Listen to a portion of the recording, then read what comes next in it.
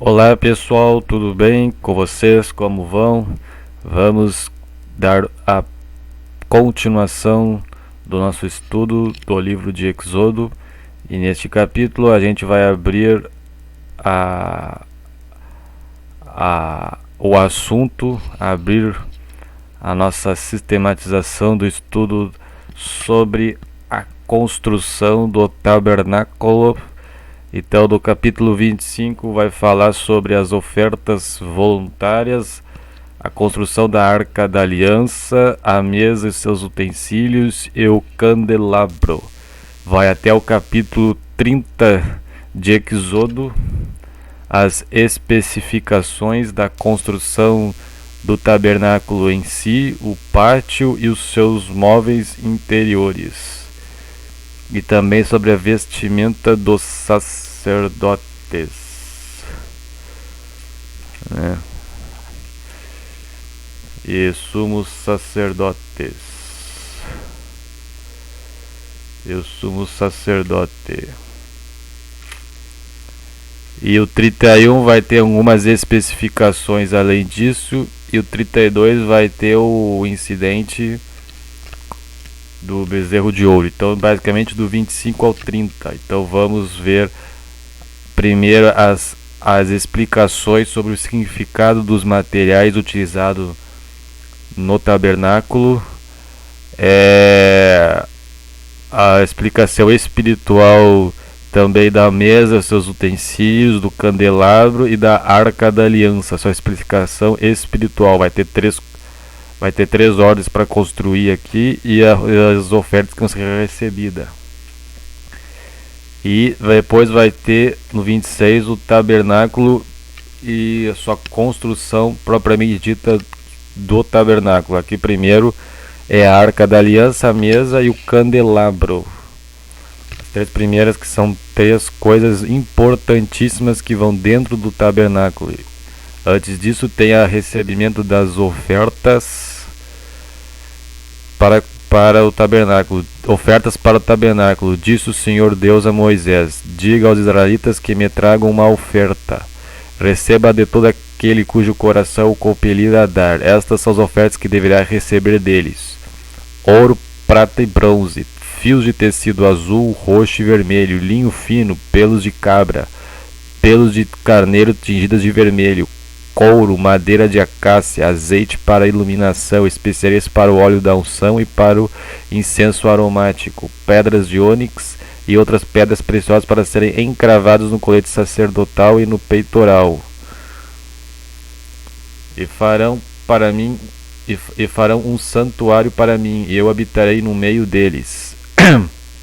Então, primeira coisa, o Moisés recebia ofertas voluntárias do povo de Deus. Então as pessoas tinham que ofertar voluntariamente. Então a oferta aqui, o significado é alguma coisa para que a igreja de Deus cresça, né? Então a oferta é uma doação feita voluntariamente, que a pessoa está disposta a fazer com que a igreja cresça na sua parte ali. Então a parte material é importante para que a igreja possa crescer. Então a oferta ali, antigamente, então tinha esse propósito, que era oferta voluntária, que a pessoa dava quanto quisesse. Se quisesse dar mais, se quisesse dar menos, conforme as suas condições que tinha para dar. Então as pessoas davam de bom grado e de felicidade. Então ali temos então essas são as ofertas.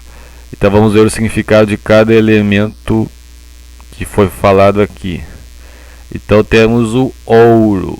O ouro significa perfeição, nobreza, realeza, pureza, riqueza de Deus Pai e Jesus. Então, significa a pureza de Deus Pai e Jesus, pois o ouro ele é refinado, né? Refinado no fogo, tira todas as impurezas. Então só fica o ouro puro, só tem o ouro que é puro, não tem nenhum outro elemento químico ali junto com o ouro, somente ele só.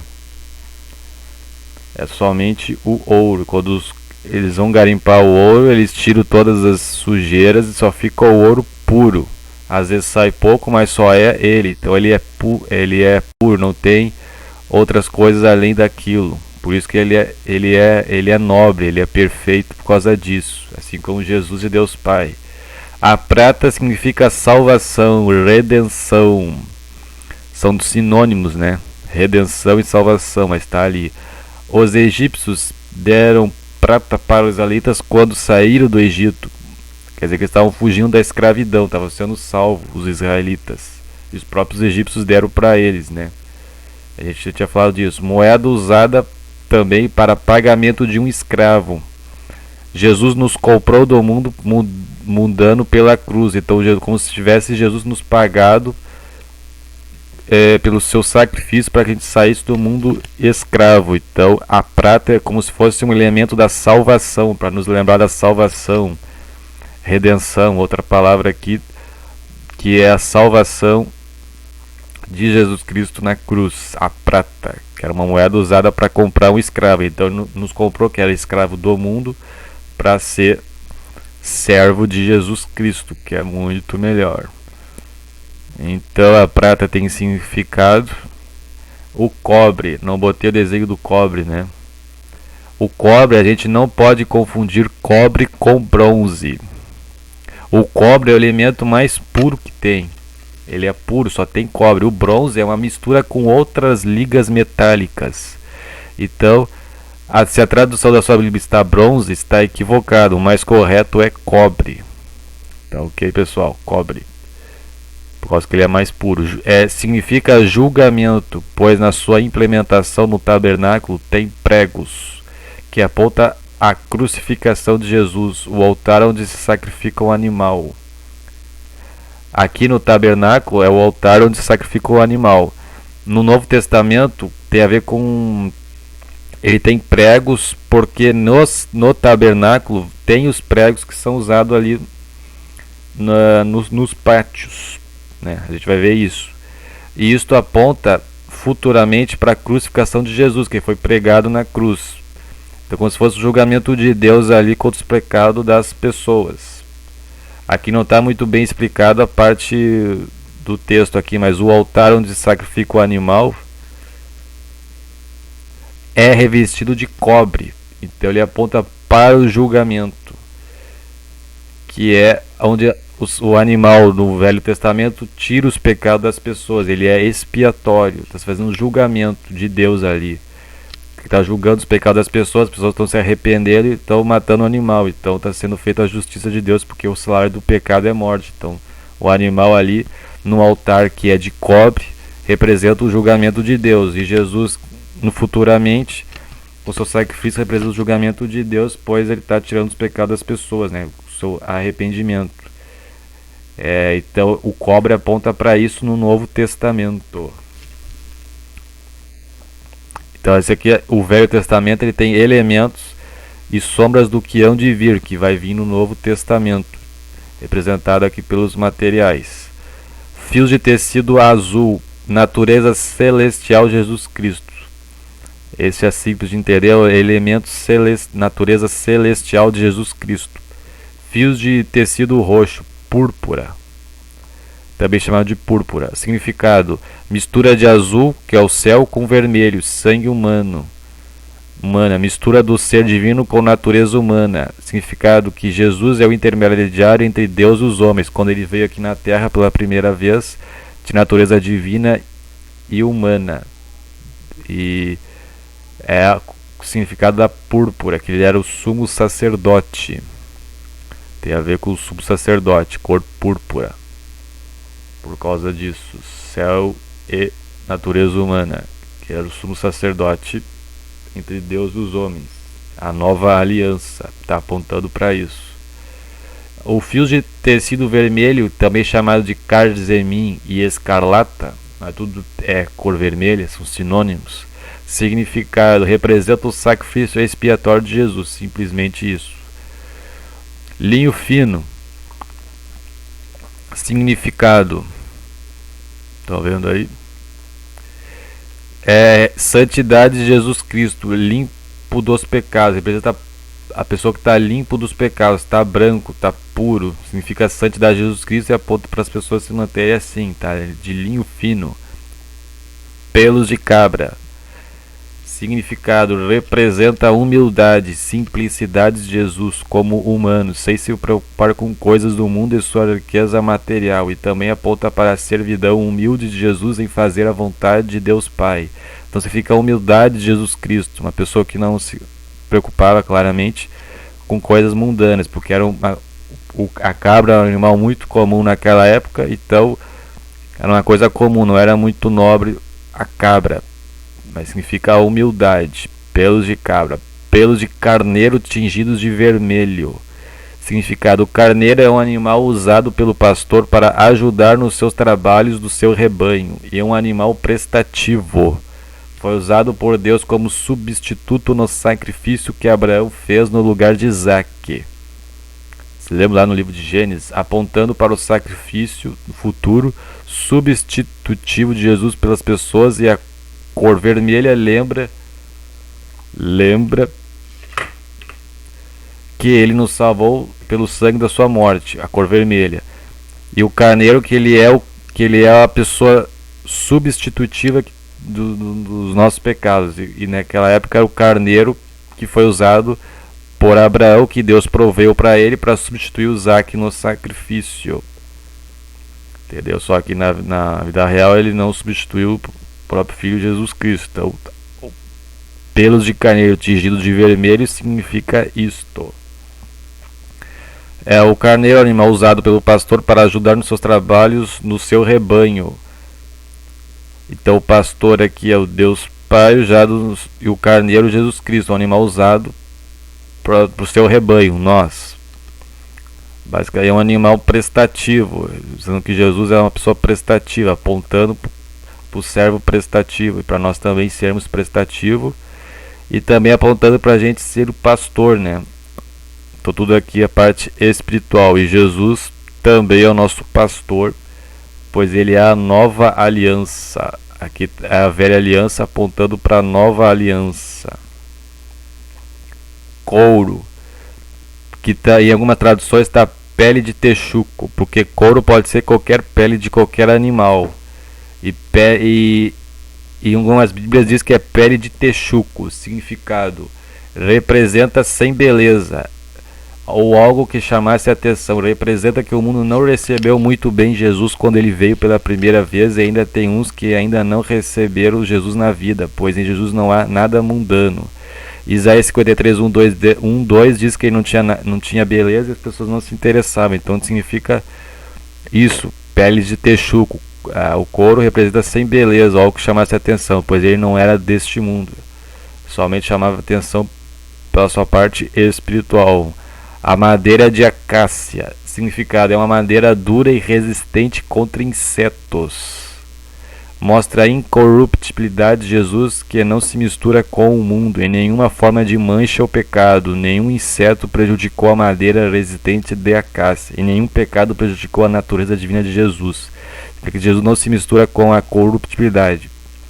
Ele é incorrupto, né? Tá ali a palavra, incorruptibilidade. Que a madeira não se misturava com nenhum inseto, nenhuma coisa mundana. Era resistente contra as coisas mundanas, quer dizer isso. Está lá em Salmo 16:10. O azeite para iluminação, óleo para a luz. Significado: representa a unção do Espírito Santo nas pessoas de liderança, como profetas, sacerdotes e reis do Israel antigo, mostrando autoridade para assuntos de Deus para iluminar as pessoas em volta. Assim, para nós do dia de hoje, ajudar as pessoas no Evangelho pela influência do Espírito Santo enviado por Jesus. Então representa a iluminação para proclamar o Evangelho.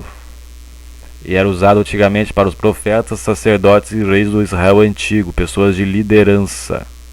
O óleo para a unção, para a iluminação, para a gente mostrar o Evangelho, significa o óleo. Também quer dizer que assim como o óleo que tem que sair da azeitona de oliveira é esmagado, Jesus foi assim esmagado pelos nossos pecados, para sair dele o seu óleo precioso do Espírito Santo, que ele enviou.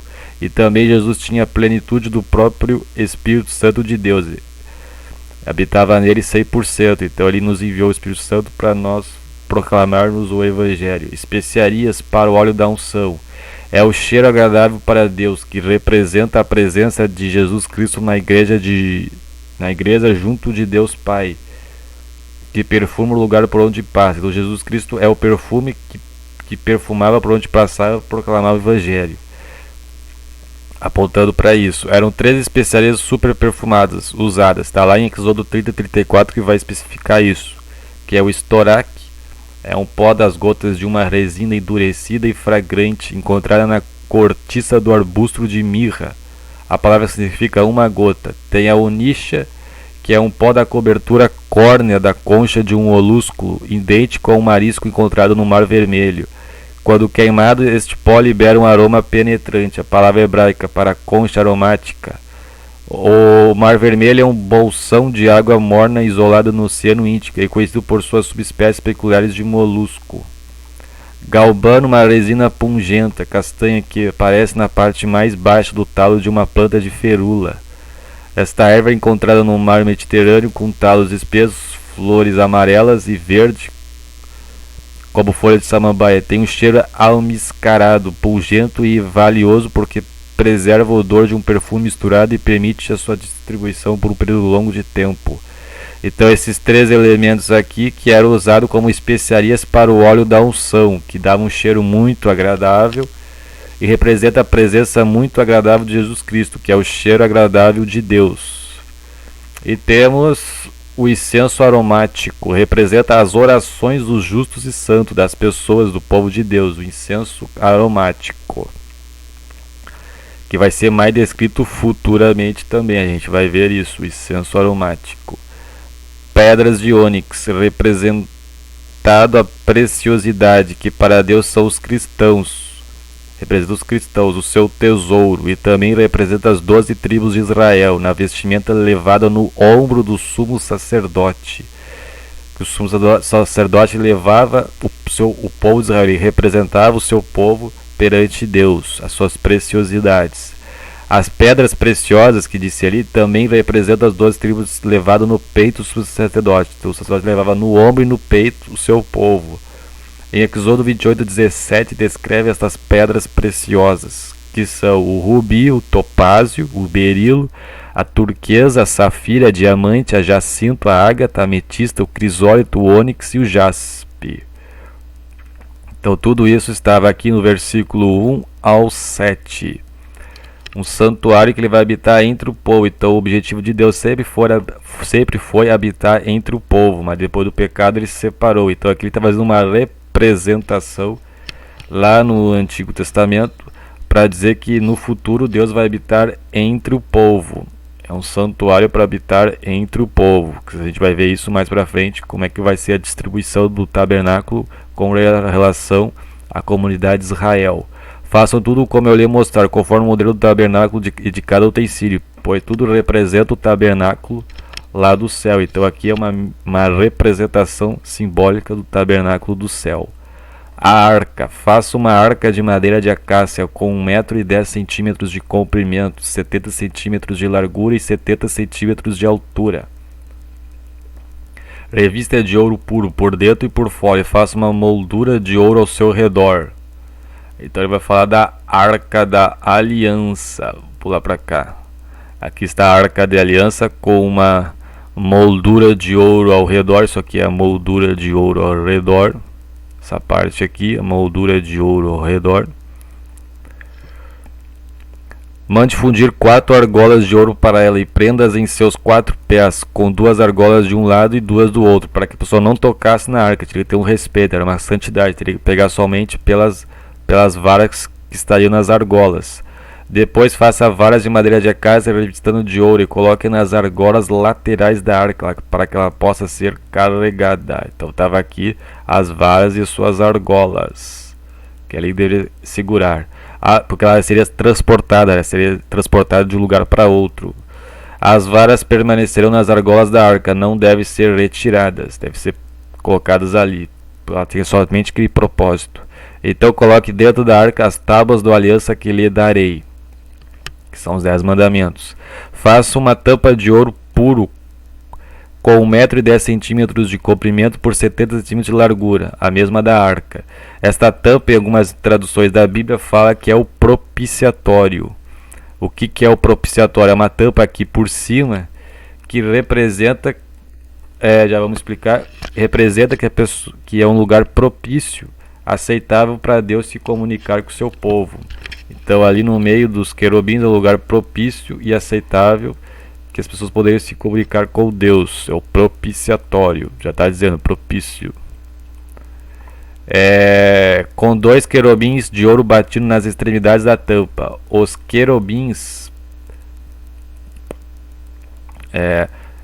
esses estão na ocasião de julgamento de Deus com seu povo. Eles cumprem o julgamento de Deus, eles guardam a presença de Deus para com os homens. Então, querubim significa isso, que eles estão presentes no julgamento de Deus. Quando Deus decretar os seus julgamentos para os povos ali de Israel, os querubins estão ali. Então também quer dizer que eles guardam a presença de Deus entre os homens, assim como foi lá no Jardim do Éden, que os querubins com a espada flamejante guardaram o caminho da árvore da vida. Então eles protegem ali a presença de Deus com os homens, e também significa que eles estão presentes nos julgamentos de Deus. Por isso que foi usado querubins. Poderia ser arcanjo, poderia ser ministradores, mas não, foi querubins, e com as 2 asas protegendo ali onde Deus se manifestaria. Faça um querubim numa extremidade e outro na segunda, formando uma só peça com a tampa. Os querubins devem ter suas asas estendidas para cima, cobrindo com elas a tampa, o propiciatório. Ficarão de frente um para o outro, com o rosto voltado para a tampa, olhando para a presença de Deus. Voltado para o propiciatório. Coloque a tampa, a propiciatório, em umas traduções bíblicas, sobre a arca, e dentro delas tábuas da aliança que darei a você, que são os 10 mandamentos. Ali sobre a tampa, o propiciatório, no meio dos 2 querubins que se encontram sobre a arca da aliança, eu me encontrarei com você e lhe darei todos os meus mandamentos destinados aos israelitas, todas as ordens. Agora vai falar sobre a mesa. Agora a mesa. Está ali a mesa. Faça uma mesa de madeira de acácia com 90 centímetros de comprimento e 45 centímetros de largura e 70 centímetros de altura. Então aqui já não fala covado, já fala as medidas humanas para facilitar aqui nessa tradução. Revista de ouro puro e faça uma moldura de ouro ao seu redor. Uma moldura de ouro. Moldura, essa parte que fica na lateral da mesa. Faça também ao seu redor uma borda com a largura de 4 dedos e uma moldura de ouro ao redor dessa borda. A borda é uma parte que fica por cima aqui, ó, a borda. Ela também fica no lado, mas ela fica por cima da mesa. E tem uma moldura, tem um ornamento aqui também em volta dela. Então a moldura aqui do lado, se eu sei que vocês entenderam. E a borda ela fica por cima ali da moldura. A borda. Faça 4 argolas de ouro para a mesa e prenda-as nos 4 cantos dela, onde estão os seus 4 pés. Também vai ter as suas argolas e varas, que nem a arca, para ser transportada, somente para isso. As argolas devem ser presas próximas da borda, para que sustente as varas usadas para carregar a mesa. Próximas da borda, tá ali, ó. Faça as varas de madeira de acácia, revestidas de ouro, com elas se carregará a mesa. Faça de ouro puro os seus pratos e o recipiente para incenso, as suas tigelas e as bacias nas quais se derramarão as ofertas de bebidas. Então temos ali os utensílios. O significado da mesa: contém os 12 pães, que representam as 12 tribos de Israel, e o pão em si é o corpo de Cristo no seu sacrifício, tanto pelos israelitas como para os gentios. As ofertas realmente representam o seu sangue do seu sacrifício. Os utensílios: prato, recipiente para incenso, tigelas e bacias. Aqui temos o prato, o recipiente para incenso, a bacia e a tigela, um elemento pouco menor, que são usados ali na mesa.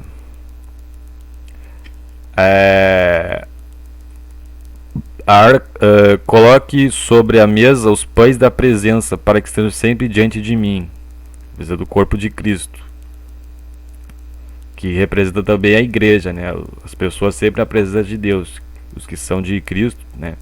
Se alimentam do seu evangelho ali, representado pelo pão, que é o seu corpo, né, para a igreja, estão sempre também presentes na presença de Deus. Aqui tem uma descrição da Arca da Aliança, que eu já tinha falado, mas vou falar aqui, que é a Arca da Aliança. A Arca da Aliança é a presença de Deus e sua comunicação dentro do tabernáculo, que é a casa de Deus entre os homens, é a sua comunicação com o seu povo ali, que o sumo sacerdote iria ali. Já falei agora, mas estava ali. Agora, o castiçal ou o candelabro. Faça um candelabro de ouro puro e batido. Aí o elemento do ouro, né? Tá, agora o candelabro. Tá ali o candelabro de ouro puro e batido. O pedestal, essa parte aqui. A haste, essa parte do meio. As taças, que é essas partes aqui, ó. Mais em cima aqui, as taças. As flores e os botões do candelabro formarão com ele uma só peça. As flores é essa parte aqui mais embaixo e os botões essa parte mais em cima. Eu sei que está muito pequeno, vamos dar um zoom aqui. Agora sim. Então aqui temos como se fosse a flor e o botão. Aqui é a taça. 6 braços sairão do candelabro, 3 de um lado e 3 do outro. Num braço que ele fala um conjunto de braço aqui, 3 aqui e 3 aqui, mais ao do meio. Haverá 3 taças com formato de flor de amêndoa num dos braços, com formato de flor de amêndoa. Num dos braços, 3 taças, está aqui. 1, 2, 3 e o 3 do outro lado. Cada uma com botão e flor. Botão e flor. Não. Botão e flor, nessa parte mais embaixo. E 3 taças com formato de flor de amêndoa no braço seguinte. Cada uma com botão e flor. Assim será com seus 6 braços que saem do candelabro. Então todas essas partes aqui. Na haste central do candelabro haverá 4 taças com formato de flor de amêndoa, cada uma com botão e flor. Tá aqui também, ó. Botão e flor, botão e flor, botão e flor. 1, 2, 3. Eu não sei se esse desenho está representando, mas teria que ter mais uma que seria o quarto. Então temos 1, 2, 3. Aqui seria o quarto. Botaram um a mais aqui, mas é só 4. Haverá um botão debaixo de cada par dos 6 braços que sai do candelabro. Haverá um botão debaixo. Então seria que debaixo de cada par seria esses dois aqui, ó. Um par aqui, né? 1, 2. 1, 2, 1, 2, 1, 2.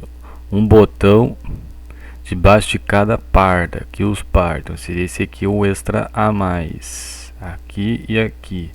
Então aqui teria 3, né? 1, 2, 3. E que seria o quarto. Aqui botaram mais de um, né? Eu falei que botaram mais de um. Botaram até 2 aqui, não sei se fazer a parte do ornamento, mas seria só 4 aqui no meio. 1, 2, 3, 4. E aqui, esse seria o extra, que estaria abaixo do par. Esse aqui seria o par de cada haste. 1, 2. Com a taça e as lâmpadas mais em cima aqui, que não está mostrando muito bem.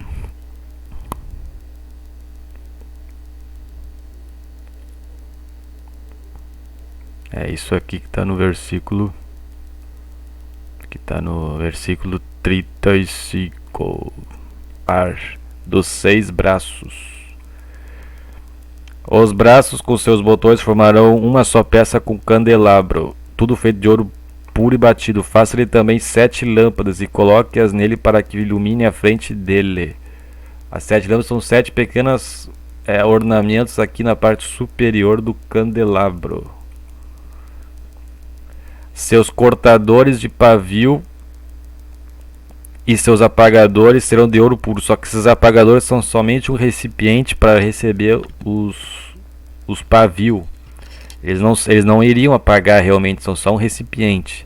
E os cortadores de pavio são uma pequena tesoura de ouro puro. Com 35 kg de ouro puro, faça o candelabro e todos esses utensílios. Tenha o cuidado de fazer o segundo modelo que for mostrado no monte. Tem que ser conforme o modelo. O candelabro significa representa o Espírito Santo na igreja e sua poderosa atuação. Também representa a luz que sai do candelabro, que é Jesus Cristo, que ilumina o mundo. Então, basicamente é isto. Este é o capítulo 25. Espero que vocês tenham entendido ali as explicações espirituais da representação de cada elemento e das primeiras 3 construções ali dos móveis interiores. E na próxima vai dar continuidade falando do tabernáculo em si, da construção do tabernáculo em si. Até o próximo capítulo, pessoal. Tchau.